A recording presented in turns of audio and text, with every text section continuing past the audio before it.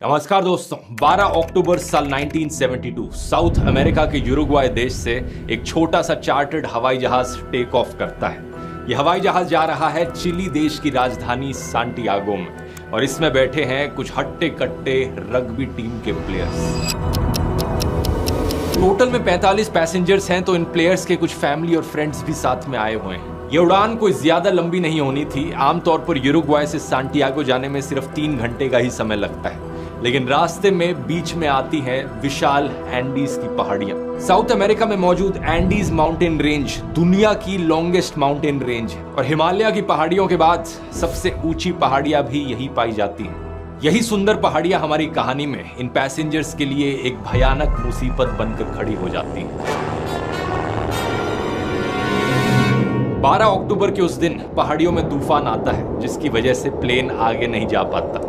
Pilots decide करते हैं कि वो रास्ते में ही रुक जाएंगे और अगले दिन दोबारा से उड़ने की कोशिश करेंगे। अर्जेंटीना के मेंडोजा शहर में प्लेन को रात के लिए लैंड करा दिया जाता है। अगला दिन 13 अक्टूबर ये विमान दोबारा से टेक ऑफ करता है दोपहर के 2:18 पर। पायलट्स ने देखा था कि मौसम साफ हो गया है, तो अगले 1 घंटे तक सफर काफी सुहाना रहता है। 3:21 पायलट्स प्लेन को डिसेंड कराने लगते हैं। ये प्लेन सांटियागो के काफी करीब पहुंच रहा था, लेकिन अभी भी पहाड़ियों में ही था, क्योंकि इस शहर के बगल में बहुत ऊंची ऊंची पहाड़ियां हैं। नीचे उतरते समय अचानक से भयानक टर्बुलेंस देखने को मिलती है। प्लेन बहुत तेजी से ऊपर नीचे हिलने लगता है। इसी समय आसपास बहुत सारे बादल आ जाते हैं। चारों तरफ बादल ही बादल, कुछ दिखाई नहीं देता। अचानक से प्लेन में अलार्म्स बजने लगते हैं और वार्निंग लाइट्स भी चमकने लगती हैं। किसी को समझ में नहीं आता हो क्या रहा है। पैसेंजर सीट्स में बैठे कुछ रग्बी प्लेयर्स बड़े निडर हैं। वो मजाक बनाते हैं इस टर्बुलेंस का। इन्हीं जोक्स के बीच एक पैसेंजर खिड़की के बाहर देखता है, तो उसे दिखता है कि बादल धीरे धीरे हटने लग रहे हैं, लेकिन फिर दिखता है कि पहाड़ी बहुत नजदीक है। जैसे ही हवाई जहाज बादलों से बाहर निकलता है, पायलट्स रियलाइज करते हैं कि उनके सामने बहुत करीब एक बहुत बड़ी चट्टान है। इमीडिएटली पैनिक में आकर वो प्लेन को ऊपर की तरफ मोड़ने की कोशिश करते हैं। एयरक्राफ्ट का ग्राउंड कोलिजन अलार्म बड़ी तेजी से बज रहा है। पायलट्स मैक्सिमम पावर लगा देते हैं ऑल्टीट्यूड गेन करने के लिए, उस पहाड़ी के ऊपर से बचकर निकलने के लिए, लेकिन अफसोस अब तक बहुत लेट हो चुका था। हवाई जहाज का पीछे का हिस्सा पहाड़ी से टकरा जाता है ऊपर जाते वक्त। प्लेन का जो पूरा रियर पोर्शन था वो अलग हो जाता है। पीछे की जो 2 सीटों की रो थी वो प्लेन से लिटरली हवा में बाहर उड़ जाती है। 3 पैसेंजर्स इसके साथ उड़कर हवा में गायब हो गए। कुछ और सेकंड तक ये प्लेन ऊपर जाते रहता है और फिर अचानक से ये नीचे गिरने लगता है। कुछ ही सेकंड बाद एक और कोलिजन, प्लेन का लेफ्ट विंग भी टूट जाता है। कुछ और पैसेंजर्स प्लेन से बाहर उड़कर नीचे गिर जाते हैं और अब प्लेन का सिर्फ फ्रंट पोर्शन बचा था, जो सीधा जाकर एक ग्लेशियर में गिरता है। 350 किलोमीटर प्रति घंटे की स्पीड से ये इस ग्लेशियर पे स्लाइड करता रहता है और 700 मीटर नीचे आकर फाइनली एक लास्ट टकराव होता है। प्लेन में सब कुछ तहस नहस हो गया। जो पैसेंजर सीटें थी वो प्लेन के बेस से फटकर बाहर आ जाती हैं। प्लेन का कॉकपिट पूरी तरीके से क्रश हो जाता है और 2 पायलट्स इमीडिएटली मारे जाते हैं। यह हवाई जहाज अब एंडीज की किसी अनजान पहाड़ी पे 3570 मीटर की हाइट पर टूटा हुआ पड़ा है। हैरानी की बात यह है कि प्लेन में बैठे 45 लोगों में से 33 लोग अभी भी जिंदा हैं। ये इस क्रैश को सरवाइव कर गए हैं किसी तरीके से। बस प्रॉब्लम यह है कि इनमें से कई लोग जख्मी हैं और कोई नहीं जानता कि ये कहां पर अटके खड़े हैं। पता चलता है कि ये प्लेन अपने प्लान्ड रूट से 80 किलोमीटर भटक चुका था और ये सर्वाइवल की दर्दनाक कहानी तो बस अभी शुरू हुई है दोस्तों। ना तो वो लोग उस वक्त इमेजिन कर सकते थे, ना ही आप लोग इस वक्त इमेजिन कर सकते हो कि इन सर्वाइवर्स के साथ आगे हुआ क्या। ये है दिल दहला देने वाली कहानी यूरुग्वायन एयरफोर्स फ्लाइट 571 की। आइए जानते हैं आज के इस वीडियो में दोस्तों। An old transport plane crashed in the Andes Mountains. 45 persons were aboard, given up for dead. Survival fascinates people. All of the passengers were given up for dead. It became known as the Miracle of the Andes. इस crash के एकदम बाद 2 survivors ऐसे थे जिन्हें ज्यादा चोट नहीं पहुंची थी। पहले 19 साल के रॉबर्टो कैनेसा और दूसरे 20 साल के गुस्तावो ज़ेर्बिनो। ये दोनों लड़के मेडिकल स्टूडेंट्स भी थे, तो तुरंत ये काम पर लग जाते हैं ये देखने के लिए कि कौन कौन जिंदा बचा है और कैसे घायल लोगों की मदद करी जा सकती है। ये देखते हैं कि कई पैसेंजर्स ऐसे हैं जिन्हें बहुत सिवियर इंजरीज हो रखी हैं। इनमें से एक पैसेंजर है 23 साल का फर्नांडो पराडो, जो स्कल फ्रैक्चर की वजह से अब कोमा में है। जितना इनसे हो सकता था ये दो मेडिकल स्टूडेंट्स कोशिश करते हैं बचे हुए सर्वाइवर्स की मदद करने की। दूसरी तरफ इस प्लेन के गायब होने के 1 घंटे के अंदर अंदर ही Chilean air search and rescue service को नोटिफिकेशन पहुंच जाती है। 4 हवाई जहाज तैनात किए जाते हैं सर्वाइवर्स को सर्च करने के लिए। शाम से लेकर रात तक ये क्रैश साइट को ढूंढने की कोशिश करते हैं, लेकिन अनफॉर्चुनेटली इन्हें कुछ नहीं मिल पाता। रेस्क्यू सर्विस के ऑफिसर्स रेडियो ट्रांसमिशंस को सुनकर कंक्लूड करते हैं कि एयरक्राफ्ट बहुत ही रिमोट और इनएक्सेसिबल जगह में जाकर क्रैश किया होगा। प्रॉब्लम यह थी कि यह हवाई जहाज व्हाइट कलर का था और ये एक ऐसी जगह पर क्रैश किया था जहां चारों तरफ व्हाइट स्नो और आइस मौजूद थी। बर्फीली पहाड़ियों में इसे ढूंढ पाना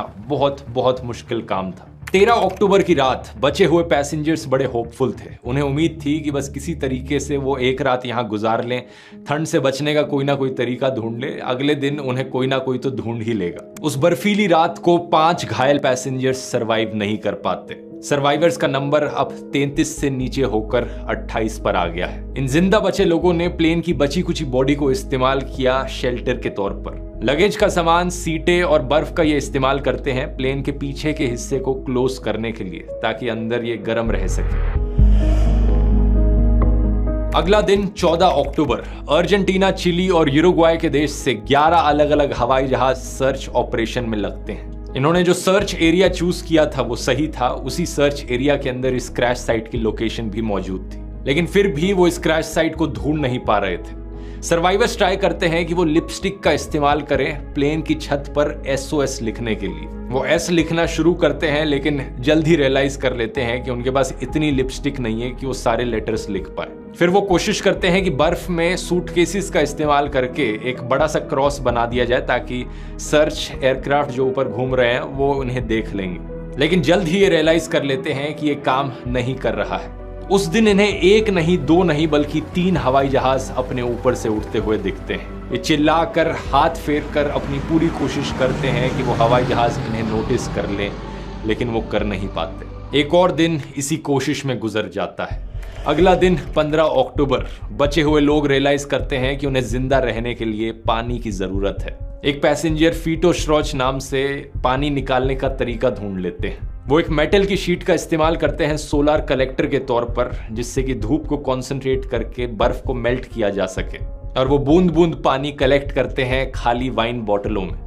इसके साथ साथ कई पैसेंजर्स सीट पर जो लगी गद्दियां थी उन्हें स्नो शूज की तरह इस्तेमाल करने लगते हैं, और सीट कवर्स में मौजूद वूल को भी इस्तेमाल किया जाता है अपने आप को ठंड से प्रोटेक्ट करने के लिए।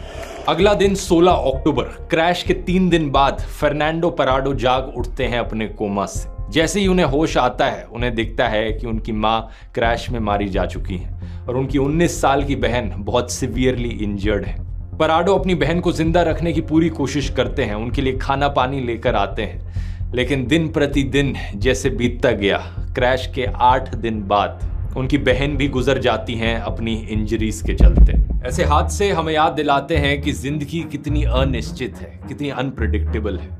हम नहीं जानते कि कितनी लंबी उम्र हम जिएंगे असलियत। इसलिए कहा जाता है लिव एवरी मोमेंट। अपनी जिंदगी में हर दिन हर पल खुलकर जियो, क्योंकि क्या पता कल हो ना हो। लेकिन सवाल यहाँ ये भी है कि ये कैसे किया जाए। अपनी रोजमर्रा की जिंदगी में काम काज की टेंशन में कैसे अपनी मनपसंद चीजों के लिए टाइम निकाला जाए। एग्जैक्टली इसी चीज को मैंने समझाया है दोस्तों अपने टाइम मैनेजमेंट कोर्स में। इस कोर्स में मैंने स्टेप बाय स्टेप टेक्निक्स बताई हैं कैसे आप अपनी प्रोडक्टिविटी को दुगना करने के साथ साथ अपनी हैप्पीनेस को भी दुगना कर सकते हो। वही ट्रिक्स जिनका मैं खुद अपनी जिंदगी में इस्तेमाल करता हूं, जिसकी वजह से मैं इतने सारे वीडियोस बना पाता हूं दुनिया घूमते घूमते। ये कोर्स अगर आपने अभी तक नहीं लिया है तो जरूर ट्राई करके देखिए, क्योंकि जितने भी लोगों ने कोर्स लिया है उन सबको बहुत ही लाइफ चेंजिंग लगा है। स्क्रीन पर कुछ लोगों के रिव्यूज देख सकते हैं, और आप ज्वाइन करने में इंटरेस्टेड हैं तो आप लोगों के लिए एक स्पेशल डिस्काउंट देना चाहूंगा इस वीडियो के लिए। आप में से पहले 400 लोग जो कूपन कोड LOST40 इस्तेमाल करेंगे उन्हें 40% ऑफ मिलेगा इस कोर्स पर। लिंक इसका नीचे डिस्क्रिप्शन डिस्क्रिप्शन और पिन कमेंट में मिल जाएगा, नहीं तो आप इस QR कोड को भी स्कैन कर सकते हैं इस कोर्स के लिंक पर जाने के लिए। तो जरूर जाकर ज्वाइन कीजिए, क्योंकि मुझे सही में लगता है ये कोर्स आपकी जिंदगी बदल सकता है। बस एक चीज का ध्यान रखना है, पूरा कोर्स इंग्लिश लैंग्वेज में। अब टॉपिक पर वापस आते हैं।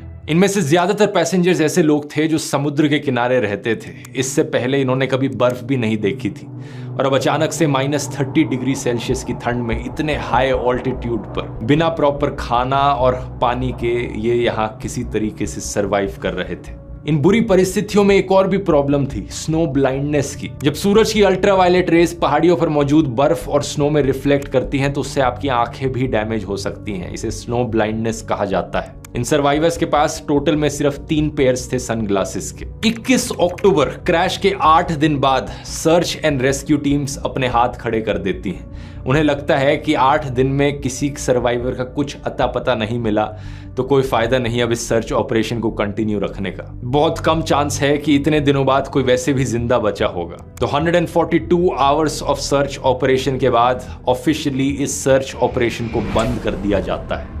इसी बीच सर्वाइवर्स को एक ट्रांजिस्टर रेडियो पड़ा हुआ मिलता है हवाई जहाज की सीटों के बीच में। एक survivor rugby player Roy Harley electronics के एंथुसियास्ट भी थे, तो वो उस रेडियो को ऑन करने की कोशिश करते हैं। एक बड़ा लंबा सा एंटीना इम्प्रोवाइज करके बनाते हैं, और इनके एफर्ट्स की वजह से फाइनली ये रेडियो काम करने लगता है।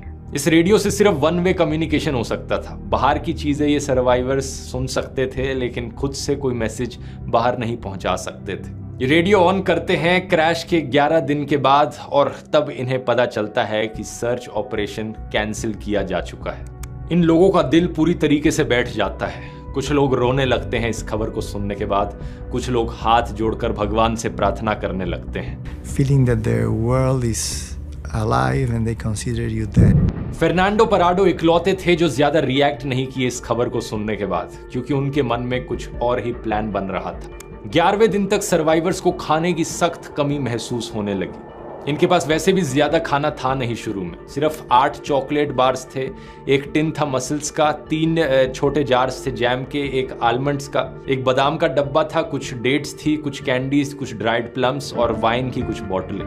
क्रैश के कुछ दिन बाद ही इन्होंने इस सारे खाने को राशन करना शुरू कर दिया था। हर दिन बहुत थोड़ा थोड़ा खाते थे। पराडो ने तो एक चॉकलेट कवर्ड मूंगफली को 3 दिन तक खाया, सिर्फ एक मूंगफली के दाने को। लेकिन इस हद तक राशनिंग करना भी काफी नहीं था, क्योंकि खाना अब बिल्कुल खत्म होने लगा था। 3800 मीटर की हाइट पर यहाँ कोई पेड़ पौधे नहीं थे, ना ही कोई जानवर थे जिन्हें मारकर खाया जा सके। 11वें दिन तक खाना पूरी तरीके से खत्म था, और कुछ लोगों ने प्लेन्स के कुछ पार्ट्स को खाने की कोशिश करी, जैसे कि सीटों के अंदर लगे कॉटन को और सीटों पर लगे लेदर को खाने की कोशिश करी, लेकिन इससे वो और बीमार ही पड़ गए। ऐसी सिचुएशन में जब भूखे मरने के अलावा और कोई ऑप्शन बचा नहीं था, तो इन सर्वाइवर्स ने कुछ ऐसा किया जिसे सुनकर आपके होश उड़ जाएंगे। इन्होंने डिसाइड किया कि जिंदा रहने के लिए अपने दोस्तों और परिवार के सदस्यों की मुर्दा बॉडीज को खाने के अलावा और कोई रास्ता नहीं है। ये फैसला लेना बिल्कुल भी आसान नहीं था, क्योंकि ज्यादातर लोग जो मारे गए थे इस क्रैश में वो दोस्त थे, क्लासमेट्स थे, फैमिली मेंबर्स थे या रिलेटिव्स थे।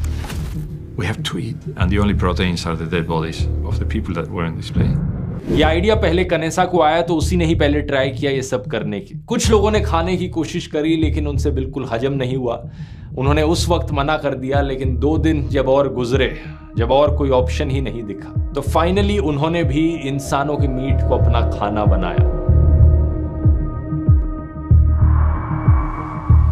29 अक्टूबर क्रैश के 16 दिन बाद सर्वाइवर्स के लिए ये फूड सोर्स भी बड़ी तेजी से घटते जा रहा था।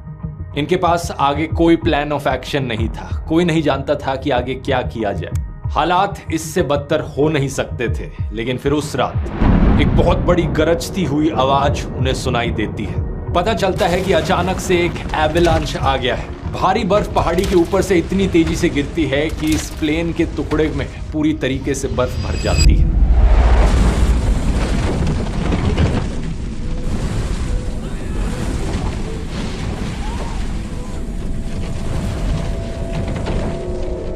आठ लोग बर्फ के अंदर गुम होकर सांस की कमी की वजह से मारे जाते हैं। अब बचते हैं सिर्फ 19। Said, Roberto, you had it. You are going to die. That's it.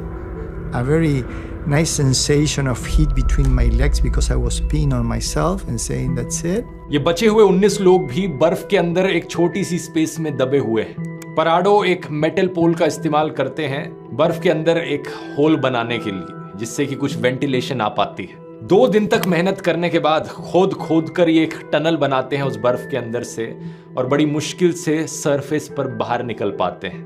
बाहर निकलते ही अचानक से इन्हें दिखता है कि बर्फ का तूफान आ रहा है, और जिंदा रहने के लिए वापस उस बर्फ की गुफा में जाकर ही बैठना समझदारी होगी। अगले 3 दिन तक बचे हुए सर्वाइवर्स किसी तरीके से क्रैम्प्ड स्पेस में फंस कर बैठे रहते हैं। 3 दिन बाद ये वापस सरफेस पर जाते हैं जब मौसम साफ होता है, और बाहर निकलकर ये बचे कुछ लोग रियलाइज करते हैं कि इन्हें कोई बचाने आने वाला नहीं है। अगर इन्हें यहाँ पर जिंदा रहना है तो इन्हें एफर्ट खुद से करना पड़ेगा। यहाँ क्रैश साइट पर बैठे रहकर मदद की उम्मीद करने का कोई फायदा नहीं है। मरना ही है तो आखिरी दम तक कोशिश करके मरे। कनेसा, पराडो और विजिंटिन सबसे स्ट्रॉन्गेस्ट सर्वाइवर्स में से थे, तो सब लोग मिलकर डिसाइड करते हैं कि इन तीनों को थोड़ा ज्यादा खाने का राशन दिया जाए और सबसे गर्म कपड़े इन्हें दिए जाएं, क्योंकि ये लोग कोशिश करेंगे बाहर निकलकर पैदल चल के मदद ढूंढने की। सबसे पहला काम था लोकेशन का अंदाजा लगाना। क्रैश होने से पहले को पायलट ने एक स्टेटमेंट दी थी कि इनके हवाई जहाज ने कुरिको शहर को पास कर दिया है।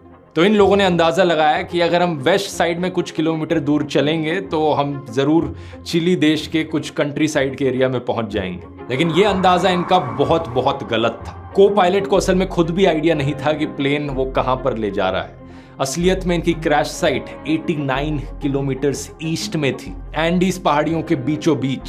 फिर भी इस बात से अनजान ये कुछ टाइम रेस्ट करते हैं एनर्जी बिल्डअप करने के लिए, और 15 नवंबर को 33 दिन क्रैश के बाद ये 3 लोग निकल पड़ते हैं मदद ढूंढने के लिए। घंटों तक ईस्ट की दिशा में चलने के बाद इन्हें अपने ही हवाई जहाज का पीछे का टुकड़ा गिरा हुआ मिलता है। ये वही हिस्सा था प्लेन का जो पहले ही टूट गया था। इसके अंदर इन्हें बहुत सारे सूटकेसेस मिलते हैं, चॉकलेट्स के बक्से, 3 मीट पैटीज, रम की एक बोतल, एक्स्ट्रा कपड़े, कॉमिक बुक्स और थोड़ी बहुत दवाइयां भी। और इसके साथ ही साथ इन्हें मिलता है एयरक्राफ्ट का 2-वे रेडियो सिस्टम, एक ऐसा रेडियो जिससे ना सिर्फ इनकमिंग कम्युनिकेशन हो सकती है बल्कि बाहर भी मैसेज भेजा जा सकता है। ये डिसाइड करते हैं कि यहीं पर रात बिताई जाएगी। एक्सपीडिशन के अगले दिन ये थोड़ा बहुत और ईस्ट में चलते हैं, लेकिन बातचीत करने के बाद इन्हें लगता है कि ये जो एयरक्राफ्ट का रेडियो है इसे ही चालू करने की कोशिश करी जाए। क्यों ना हम हवाई जहाज से कुछ बैटरीज निकालने की कोशिश करें मेन बॉडी से, और फिर इस रेडियो को चालू करने की कोशिश करें।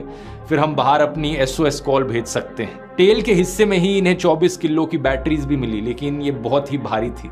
इन्हें वापस से कैरी करके प्लेन की मेन बॉडी क्रैश साइट तक ले जाया नहीं जा सकता था। तो इन्होंने डिसाइड किया कि इसे यहीं से चालू करने की कोशिश करते हैं। वापस जाकर ये रॉय हार्ली की मदद लेते हैं, जिन्हें इलेक्ट्रॉनिक्स की थोड़ी जानकारी थी, लेकिन अफसोस ये प्लान भी काम नहीं करना था। बात असल में ये थी कि एयरक्राफ्ट का इलेक्ट्रिकल सिस्टम 115 वोल्ट AC में काम करता था, और जो बैटरी इनकी थी वो 24 वोल्ट DC की थी। इन्हें कनेक्ट करने का इनके पास कोई जरिया नहीं था। कुछ दिन तक ये पूरी कोशिश करते हैं रेडियो को चालू करने की, लेकिन जल्द ही रियलाइज कर लेते हैं कि कोई और रास्ता नहीं है।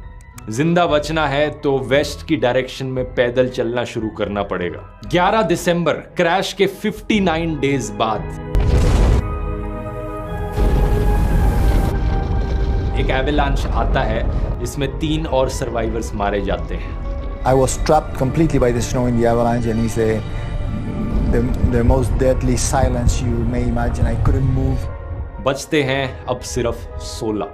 वेस्ट की डायरेक्शन में पहाड़ियों पर चढ़ने के लिए इन्हें रात में सोने का कोई तरीका चाहिए था। -30 डिग्री सेल्सियस की ठंड में कैसे सरवाइव किया जाए रात में। सर्वाइवर्स में एक 18 साल का लड़का था, कार्लोस मिगुएल रोड्रिगुएज। उसे याद था कि उसकी मम्मी ने उसे नीडल से स्यू करना सिखाया था। वो अपने साथ अपनी नीडल्स और सुइंग किट लेकर चला था। उसका आइडिया था कि अलग अलग कपड़ों को हम साथ में स्टिच कर दें और एक बड़ा सा स्लीपिंग बैग बना दें। I had the idea that with the insulation you can make a sleeping bag, but I not only had the idea, I made it myself. यही किया जाता है। अगला दिन 12 दिसंबर, 2 महीने पूरे हो चुके हैं उस दिन से जिस दिन से ये क्रैश हुआ था। ये 3 बहादुर आदमी पराडो, कनेसा और विजिंटिन निकल पड़ते हैं बिना किसी माउंटेनियरिंग गियर के ग्लेशियर पर क्लाइंब करने। The only certain thing was to the west was Chile. West की दिशा में जाने का मतलब था कि इन्हें पहले पहाड़ी के ऊपर जाना होगा नीचे जाने से पहले। इन्हें अभी भी लगता था कि ये सिर्फ कुछ किलोमीटर ही दूर है, तो इन्हें उम्मीद थी कि 2-3 दिन के अंदर ये चलकर मदद ढूंढ लेंगे, तो इन्होंने सिर्फ 3 दिन की मीट की सप्लाई पैक करी थी।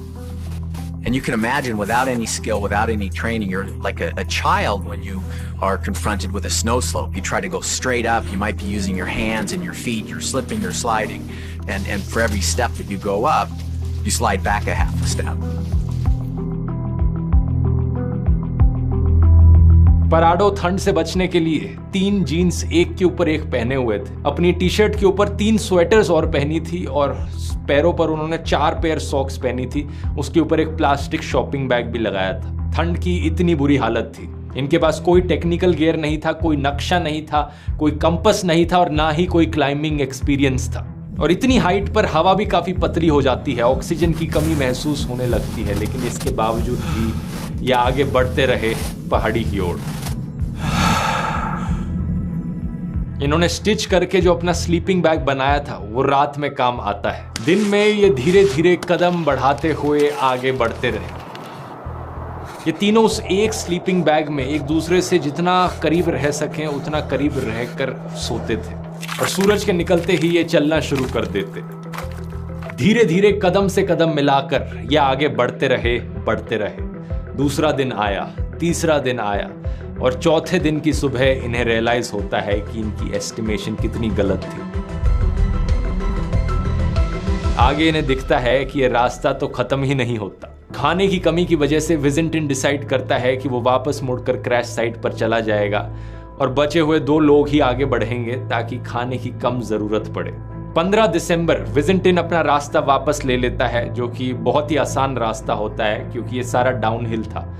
वो एयरक्राफ्ट की सीट को एक स्ले की तरह इस्तेमाल करता है और 1 घंटे के अंदर वो क्रैश साइट पर वापस पहुंच जाता है। इस पहाड़ी को चढ़ने में इन्हें 3 दिन लगे थे और सिर्फ 1 घंटे में ये वापस क्रैश साइट पर पहुंच गया। पराडो और कनेसा आगे बढ़ते रहते हैं, पहाड़ी चढ़ते रहते हैं। 3 घंटे बाद ये पहाड़ी की पीक पर पहुंचते और इन्हें दिखता है कि चारों तरफ सिर्फ बाकी दूर दूर तक पहाड़ियां ही पहाड़ियां हैं। आसपास बर्फीली पहाड़ियों के अलावा कुछ नहीं है। I couldn't breathe, I couldn't speak, I couldn't even think because what we saw was horrible. Instead of green valleys, we saw mountains and snow-covered peaks 360 degrees around us, to the horizon all around us. पराडो बड़ी मुश्किल से कोशिश करते हैं ढूंढने की कि कुछ तो और दिखाई दे। फिर दूर वेस्टर्न होराइजन में इन्हें दिखता है कि 2 पहाड़ियों की चोटी है जहां पर बर्फ नहीं है। ये अंदाजा लगाते हैं कि हमें उसी डायरेक्शन में ट्रैवल करते रहना चाहिए, हार नहीं माननी। पराडो और कनेसा कई दिन तक हाइकिंग करते रहते हैं। फाइनली ये एक वैली में पहुंचते हैं, एक ऐसी वैली जहां पर इन्हें नदी बहती हुई दिखाई देती है। ऐसी सिचुएशन में नदी तक पहुंचना एक बहुत बड़ी राहत की चीज थी, क्योंकि नदी की डायरेक्शन में ट्रैवल करते करते डाउनहिल रास्ता मिलना आसान था। ये चलते रहते हैं और फाइनली 9 दिन तक ट्रैकिंग करने के बाद 20 दिसंबर को इन्हें इंसानों की कुछ प्रेजेंस दिखाई देती है। खेतों में कुछ गाय दिखाई देती है। ये इतना थक गए थे इस पॉइंट ऑफ टाइम पर कि इनसे आगे अब बिल्कुल नहीं चला जा रहा था। और तभी नदी के दूसरे किनारे And Roberto said, "Look, Nando, a man on a horse."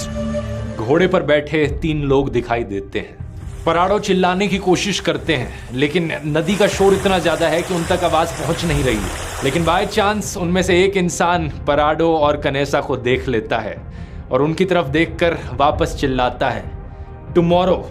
वो ये कहता है कि मैं कल दोबारा आऊंगा। अगले दिन वो आदमी घोड़े पर बैठकर दोबारा आता है और इस बार अपने साथ कुछ पेपर और पेंसिल लेकर आता है। वो इस पेपर को पत्थर और पेंसिल के साथ अटैच करता है एक धागे के जरिए और नदी के दूसरे किनारे की ओर फेंकता है। पराडो को पहली बार मौका मिलता है अपना संदेश बाकी दुनिया तक पहुंचाने का। पराडो इस पेपर पर लिखते हैं स्पेनिश भाषा में, I come from a plane that fell in the mountains. मैं यूरुग्वाई से आया हूँ, हम 10 दिन से पैदल चल रहे हैं। मेरे घायल दोस्त प्लेन की क्रैश साइट पर मौजूद है। हमें जल्दी से मदद की जरूरत है, लेकिन हम नहीं जानते कैसे मदद मिलेगी। हमारे पास कोई खाना नहीं है, हम कमजोर हैं, हमारे पास चलने की भी हिम्मत नहीं बची। प्लीज हमें बचा लो, हम कहां पर हैं? दूसरी तरफ इस संदेश को रिसीव करने वाला आदमी एक चिली देश का किसान था, सर्गियो काटालान। वो इस नोट को पढ़ता है और उन्हें इशारों से समझाता है कि मैंने समझ लिया। अपने बाकी दोनों साथियों के साथ बात करने के बाद उसे पता चलता है कि हाँ, कुछ याद तो आ रहा है। कुछ 2 महीने पहले एक खबर में मैंने सुना था कि एक प्लेन क्रैश हुआ है। और जब इन साथियों को रियलाइजेशन होता है तो ये शॉक्ड रह जाते हैं। इन्हें यकीन नहीं होता कि 2 महीने पुराने प्लेन क्रैश से अभी भी कोई जिंदा बचा है। सर्गियो ब्रेड का टुकड़ा फेंकते हैं नदी के दूसरी ओर और अगले 10 घंटे तक लगातार ये घोड़े पर बैठकर वेस्ट की डायरेक्शन में दौड़ने लगते हैं। इंसानों के किसी भी गांव या बस्ती से ये इतने दूर थे अभी भी। फाइनली जब ये सबसे करीब के शहर में पहुंचते हैं तो ये खबर वहां के आर्मी कमांड को बताई जाती है, जो सांटियागो में मौजूद आर्मी के हेडक्वार्टर्स को कांटेक्ट करते हैं। इसी बीच ये किसान पराडो और कनेसा को घोड़े की मदद से लोस माइटेनेस शहर में लेकर आते हैं, जहां पर इन्हें फाइनली कुछ रेस्ट मिलता है। पता चलता है कि अपनी उम्मीद के बल पर पिछले 10 दिनों में ये 61 किलोमीटर पैदल चल के हाइक किए थे। कनेसा अपना आधा बॉडी वेट लूज कर चुके थे, सिर्फ 44 केजीज इनका वेट बचा था। जैसे ही इनकी कहानी के किस्से बाकी लोगों को पता चलते हैं, ये इंटरनेशनल खबर बन जाती है। ¿Cómo pudieron sobrevivir ustedes? ¿De qué se alimentaban? Bueno, sobre el tema. ये दिल दहला देने वाली कहानी सही मायनों में अनबिलीवेबल थी। चिली की एयरफोर्स 3 हेलीकॉप्टर्स भेजती है इमीडिएटली रेस्क्यू करने के लिए। आर्मी ऑफिसर्स पराडो और कनेसा को इंटरव्यू करते हैं लोकेशन की इंफॉर्मेशन पता लगाने के लिए। पराडो अपने साथ पायलट का फ्लाइट चार्ट लेकर आए थे और वो नक्शे में नाप रहे थे कि वो कहां कहां हाइक कर रहे थे। आर्मी ऑफिसर्स उन्हें हेलीकॉप्टर में बिठाकर लेकर जाते हैं ताकि क्रैश साइट को लोकेट किया जा सके और उनकी मदद से बचे हुए सर्वाइवर्स की लोकेशन फाइनली पता चलती है आर्मी कमांडर्स को। 22 दिसंबर 1972, 70 दिन बाद क्रैश के 2 हेलीकॉप्टर्स सर्च एंड रेस्क्यू के फाइनली पहुंचते हैं बचे हुए सर्वाइवर्स के पास उनकी जान बचाने के लिए।